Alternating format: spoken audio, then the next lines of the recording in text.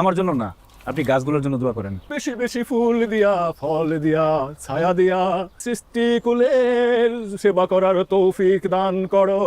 সবাই যদি তোমার মতো এরকম সৎ চিন্তা করতে পারতো, তোমার মতো করে ভাবতে পারতো, তাহলে আমি মহান আল্লাহ তাআলার কাছে এই গ্রামের সবাইরে তোমার মতো পাগল বানাবার জন্য দোয়া। খালার আমি এত করে কইলাম তোর পাতে জিনিস সবসময় একটা কাঁচামরিচ দেয়, পোলা একটু জাল বেশি খায়। আচ্ছা আমি খেয়াল না করলে সবকিছু ভুলে যায়। আমি তোমার দিকে তাকাইয়া তরকারিতে লবণ না হইলেও সব ভাত খাইতে পারো, মরিচ তো সামান্য জিনিস।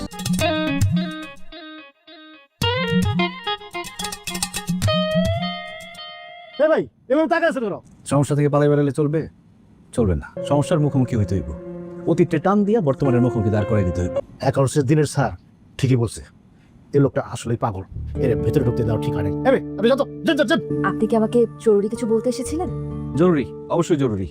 কি? আরে মুখে বললে তো হবে না, আমার সাথে আপনার যাইতে হইব, চলেন। কোথায়? কেন? আপনি না গেলে তো মতিন শেখ ইশাকে মাইরে ফেলাইবো। মেরে ফেলবে? আপনার কি কোনো সমস্যা আছে? আপনি এটা নিয়ে পুলিশের কাছে না গিয়ে আপনি আমার কাছে এসেছেন কেন? গিয়ে তাদের বললাম যে মতিন শেখ সবার সামনে হুমকি দিছে, কালকের মধ্যে ইশাকে মাইরা ফেলাইবো। তারা বলে কি এটা আটকানো নাকি তাদের কাজ না, তারাই আমার বুদ্ধি দিল আপনার কাছে আসার। পুলিশ আপনাকে আমার কাছে পাঠিয়েছে? জি। মানে কি শোয়েব, আপনি আমাকে পুরো ঘটনাটা ঠান্ডা মাথায় একবার খুলে বলুন তো। যখন তখন গাছ কাটা। আমি পাগল হলে তোমরা কি? ওই প্রথম ওরে চুপ করা লাভ আছে? তোমরা যে আমার থেকে বড় পাগল সেটা বোঝা হয়ে গেছে। মনটাই চাইতেছে সব করে একটু কামড়াই দিই। পাগল করিস কি তুই জাহিদ? দেখছস কত বড় বেকুব। 3 দিন আগে তো জ্বর এলো, জ্বরে ওই গাছের ডাইল ভাঙিয়া ওই দোকানের উপরে পড়ে দোকান নষ্ট হয়ে গেছিল। তাই আমরা বাজারে সবাই মিলে সিদ্ধান্ত নিছি, তুই যদি আমাকে কাজ কামে সব জায়গায় পাগলা দেস তাহলে মনে করিস তোরা কিন্তু আমরা ছাড়বো না। গাছের বুকে করাত চালানোর আগে আমার বুকে করাত চালাই তুই। আমার বুকে কাজ চালাতে হইব। তুই কিন্তু বেদাল লাগাইলি। এই গাছ আমরা কালকে কাটবো, পারলে তুই পাল্লা দিস। ঠিক আছে। আই সি, ইশাখা একটা গাছের নাম? আমাদের গ্রামের সবচেয়ে মুরব্বী গাছের নাম। মুরব্বি গাছ? জি। অবশ্যই নামে তার কেউ ডাকে না, আমি তার এই নামে ডাকি। এখন যদি আপনি আমার সাথে গিয়ে তাদেরকে না আটকান তাহলে দুই শাখার আর বাঁচাতে পারবো না। আপনি আমার সাথে চলেন তো। আমি এবার বিষয়টা বুঝতে পেরেছি। বাজারে থাকা কোনো গাছ যদি বাজার কমিটি কেটে ফেলতে চায় তাহলে তো সেখানে আমরা বাধা দিতে পারবো না। পুলিশ বাধা দিতে পারবো না, আপনি বাধা দিতে পারবেন না, তাহলে পারবোটা কে? আপনি বিষয়টা একটু বোঝার চেষ্টা করুন। ও বুঝছি, কেন যাইতে চাইতেছেন না সেটা আমি বুঝে গেছি। এই নেন, এখন চলেন। এইটা কি? ঘুষ। আমি যারা বিয়ে করবো আমার মা তারা দেওয়ার জন্য কানের দুল জোড়া রাখছিল, কিন্তু পাগল রেখে কেউ বিয়ে করবে না এটা আমার মা বোঝে না। এই বেটা, তোর সমস্যা কি? তোরা ঘুষ দিতে হইব? এই জন্যই মানুষ বলে সরকারি অফিসের চেয়ার টেবিলে ঘুষ। আচ্ছা আপনি চলুন, আমি দেখছি আমি আপনার জন্য কি করতে পারি। এই দুজোড়া পকেটে রাখেন। রাখেন। রাখবেন না? পকেটে ঢোকাতে বলেছে। মতিন শেখ, মতিন শেখ, এই বাইরে আসো, দেখো কারা নিয়ে আসছি। আসসালামু আলাইকুম ম্যাডাম। হাত করে পড়ান ম্যাডাম, এক্ষুনি হাত করে পড়ান। ওই আমার ইশাকারে মারতে চাইছিল। ম্যাডাম জাহিদ সাহেব, আপনি তো ওদিকে গিয়ে দাঁড়ান তো। আমি সবকিছু দেখে যাচাই বাছাই করে এলাকার মানুষজনের সাথে কথা বলেই এখানে এসেছি। এলাকার মানুষজনের কাছ থেকে শুনলাম গাছটার বয়স প্রায় 300 বছরের মতন। এরকম পুরানো একটা গাছ কাটার ব্যাপারে সরকারি কিছু নির্দেশনা থাকে, কারণ গাছটা দেখার পর আমার নিজেরও গাছটার প্রতি একটা মায়া লেগেছে। আমরা ভেবে দেখি যে আপনি আমি মিলে কোনো ডিলে পৌঁছাতে পারি কিনা। ভালো লাগবে না ম্যাডাম, আপনি বলেন আপনার কত দিতে হবে। এইমাত্র যে কথাটা বললেন সেটা কিন্তু অনেক গুরুতর একটা অপরাধ। গাছটা না কাটার বিনিময়ে আমি পরিবেশ মন্ত্রণালয়ের সাথে কথা বলে আপনাদের এমন কিছু ব্যবস্থা করে দিতে পারি যাতে করে বাজারের সবারই কোনো উপকার হয়। কিন্তু এখনই কিছু বলার দরকার নেই, ভালোভাবে ভেবে তারপর আমাকে সিদ্ধান্তটা জানালেই হবে। কি ম্যাডাম ধরেছি? চলুন। আইসো, হাত দিও আমার ইশাকার গায়ে, একদম 1400 ভিতরে, মনে থাকে দেন। ম্যাডাম আমাদের গ্রামটা কেমন লাগলো? অনেক সুন্দর না? বারবার ম্যাডাম ম্যাডাম বললে তো এই সৌন্দর্যটা উপভোগ করা যায় না। মনে হয় কলিগের সাথে ডিউটিতে বের হয়েছি। আপনি একজন সরকারি অফিসার, আপনার ম্যাডাম বলবো না কি বলবো? সরকারি অফিসারদেরও নাম থাকে। আমার নাম মোনা চৌধুরী। কি বলেন ম্যাডাম? আমি তো জানি সরকারি অফিসারদের স্যার ম্যাডাম না বলে তারা খুব রাগ করে। সেটা হতে পারে অন্যদের ক্ষেত্রে, আমার ক্ষেত্রে ব্যাপারটা উল্টো। আর এই জন্য আপনার অফিসের পিওনও আপনাকে আপা বলে ডাকে, ওরা আপনার পরিবারের একটা হয়। আপনাদের এলাকাটা যত দেখছি ততই মুগ্ধ হচ্ছি। আমার আসলে সেভাবে কখনো গ্রাম ঘুরে দেখা হয়নি। আপনার সম্পর্কে কিছু বলেন তো, মানে এই গাছগাছালি নিয়ে পড়ে থাকা ছাড়া আর কি করেন? কি আর করবো, ওদের দেখভাল করতে করতেই তো টাইম পাই না। সকাল থেকে কিছু অদ্ভুত অদ্ভুত কথা বলেছেন, কিন্তু তাতে করে তো আপনাকে পাগল বলে মনে হয় না। আমার মা কোনোভাবে বিশ্বাসই করতে চায় না আমার মাথায় গন্ডগোল আছে, তবে আছে, আমি নিজে নিজেই টের পাই। টুনটুনি খুব কান্না করতেছে, আমার এখনই যাইতে হইব। কে?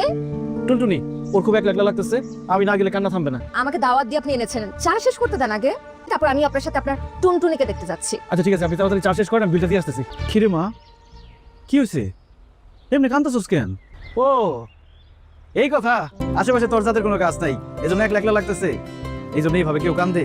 আমি তোর ভাবছি কি না কি অন্য যাদের গাছ আছে না, এই যে দেখ বুলবুলি তোর থেকে ছোট, তুই কি কাঁদতেছে? তোর কান্নার কথা শুই না, তোর দেখতে মেহমান আসছে, সালাম দে। মোনা, টুনটুনি আপনার সালাম দিছে, সালামের উত্তর দেন। ওয়ালাইকুম আসসালাম। এখন কি মনে হইতেছে, আমার মাথায় সিট আছে? কিঞ্চিত। সত্যি করে বলুন তো আপনি কে? পাগল তো আপনি না। কি আপনি? Who are you? Are you nobody too? Then there is a pair of us. দেখতে সুন্দর আছে, মনটাও সুন্দর, কিন্তু মা তার মনে না অনেক কষ্ট। বস। কথাবার্তার মধ্যে কেমন জানি একটা মায়া আছে। তার মধ্যে সরকারি অফিসার, ভাবতেছি তার বিবাহ করে হলাম। আজকে আবার কার নামে নালিশ করতে এসেছেন? নালিশ না, প্রস্তাব নিয়ে আসছি। আচ্ছা বলুন, কি প্রস্তাব আপনার? বিবাহের প্রস্তাব। আপনারা বিয়ে করলে আমার গাছদের কেউ কিচ্ছু বলতে পারবে না, এই জন্য আপনার সাথে আমার দেখা হয়েছে। আপনার সাথে আমি শুধুমাত্র একটা দিন ঘুরেছি বলে আপনি মনে করলেন এটা প্রেম? আপনার পুরো মাথায় নষ্ট। Just get lost. আপনি আমার বাসা ছিলেন কিভাবে, আর আপনি আমার বাসা আসছেন কেন? আপনার কাছে ক্ষমা চাইতে আসছি। আপনার অফিসে গিয়ে ওইভাবে আপনার এই কথাটা বলা উচিত হয় নাই, আমি লজ্জিত। আসলে আমিও সেদিন একটু বেশিই বলে ফেলেছি। মাথায় সিট থাকা একজনের এত কথা ধরলে তো চলে না। তাহলে আরি ভাঙেন। আরই ভাঙলাম। বসুন, আমার বাসায় প্রথমবারের মতন এসেছেন আপনি। আপনাকে এক কাপ চা বানিয়ে খাওয়াই।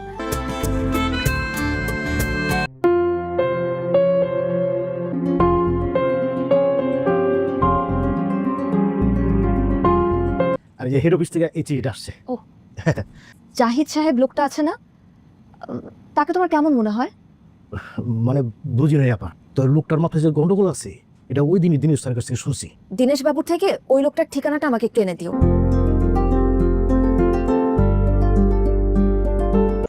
আসসালামু আলাইকুম। ওয়ালাইকুম আসসালাম। আপনি মোনা? জি। আপনি যে আসবেন ওইটা আমার বলে গেছে। উনি জানতেন আমি আসবো? সেই রকমই তো বলে গেল। আচ্ছা, ওনার মা কি বাড়িতে আছেন? ওর মা তো সেই করোনা ব্যারামের সময় মরে গেছে। করোনার সময় অক্সিজেনের অভাবে সেই মারেও বাঁচাইতে পারে নাই। সকালে উঠে দেখি গাছের সঙ্গে একলা একলা কথা কইতেছে, এই গাছ, তোমরা যে মানুষের এত ফিরে ফিরে অক্সিজেন দাও, মানুষ কি তোমাদের দাম দেয়? বলে যদি কেমন হয়ে গেল। আসছেন?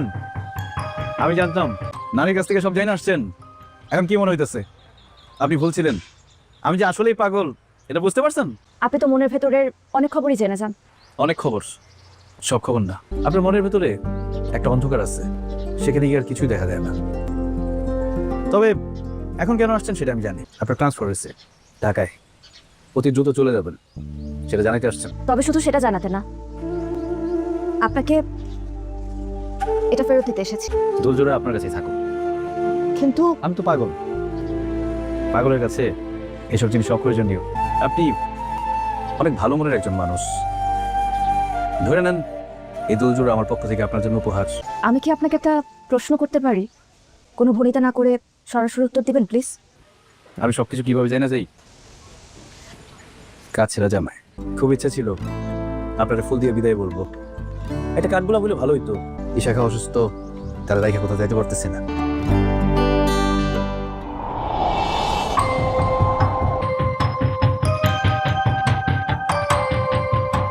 একটা কাঠগোলা বলে ভালো হইতো।